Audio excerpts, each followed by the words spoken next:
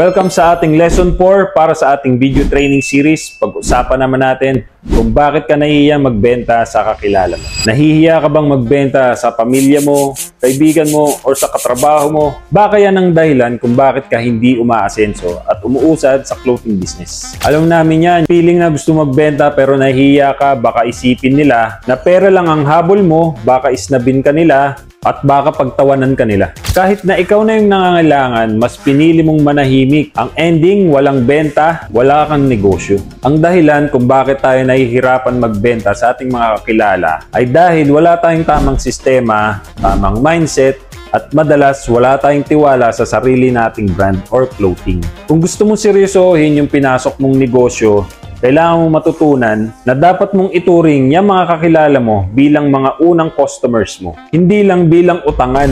Ipakita mo sa kanila na seryoso ka. Pakita mo sa kanila yung mga tools mo, mock-ups, testimonials, package. Sabihin mo ito sa kanila ng malinaw. Hindi lahat sasagot, hindi lahat bibili. Pero tandaan mo, hindi mo naman sila kailangan lahat. Kailangan mo lang ay may ilan na maniwala sa'yo. Kaya kung pinasok mo tong clothing business, huwag mo nang hintayin manghinayang ka araw-araw na wala kang ginawa. Kaya kung gusto mo pang matutunan lahat about sa clothing line, clothing business, alam mo na yung pupuntahan mo, ProPrince lang, mag-message ka sa amin para mas maturuan ka po namin about sa clothing line.